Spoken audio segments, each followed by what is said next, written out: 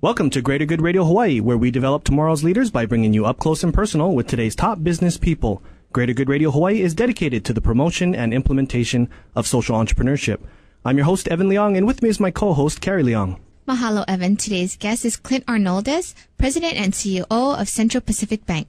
Clint is a board member with Aloha United Way, Chamber of Commerce of Hawaii, and numerous other community organizations. Please welcome to our show, Clint Arnoldus. So, Clint, how did you get started in the banking industry? Well, that's kind of an interesting story. First of all, thank you for having me on your program. I've listened to it many times and congratulate you on what you're doing to do just what your name implies, Greater Good Radio, great things for the community. My entry into banking was, like so many things in life, is kind of a circuitous route rather than a well-laid plan. I graduated from Brigham Young University in German literature, which isn't too relevant to banking, unless you live in Germany, of course. And I decided, at the time, actually, my wife is also a German literature major. I met her at BYU, and we were going to be teachers. And we thought, with two incomes, even though teachers aren't appreciated for what they contribute and aren't paid what they should be paid, we could get by if both of us were doing it.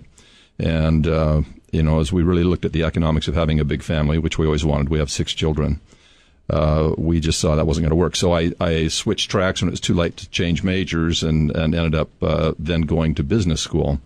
But I graduated in 1972, a long time ago, out of business school, and then there was a terrible recession, and didn't have the luxury of deciding which job I wanted. I just needed a job. We had our first child. We were both working and needed to get established pretty quickly after I graduated. And so the job that was available to me was actually in sales and marketing with a manufacturing company.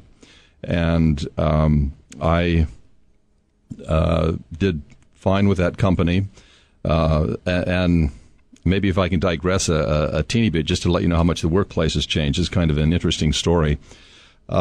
With this company, I was hired to basically market heavy construction equipment, and worked in the Europe, Middle East, and Africa headquarters in Amsterdam in the Netherlands, and did fine.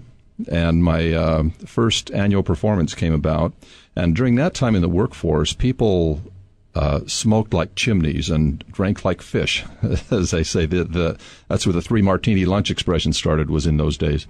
And I've never been a smoker or a drinker. And so I stood out a bit at these lunches and other occasions we'd have, not smoking or drinking. So my performance appraisal, I wish I would have kept this just for the amusement, because and of course today you'd have a huge lawsuit if in our litigious society, it wasn't as litigious then.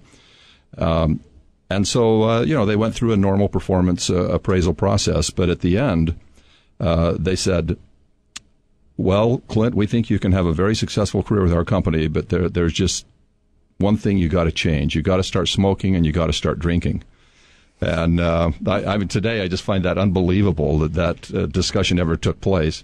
And so that actually is how I started my way toward banking, because I said, well, what do you have in finance if you're saying I can't be successful in sales and marketing unless I smoke and drink? And so I went into finance and started doing project financing for this equipment.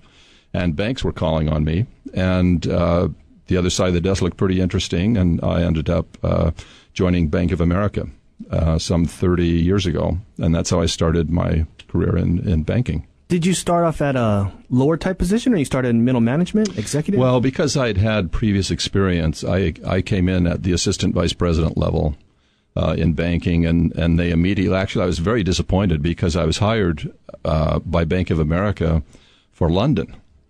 And so I was pretty excited. We wanted to be, at that time in my career, we wanted an international life, and we were really enjoying living in Amsterdam. And London sounded pretty attractive too. And so I joined the bank with that understanding, and that was right at the time in banking legislation that they were just starting to let banks open offices outside of their home states.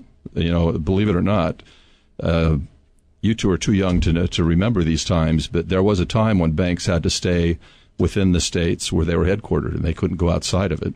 And in some cases, there are even states that had the unit banking laws where you couldn't go further than 1,500 feet from your headquarters.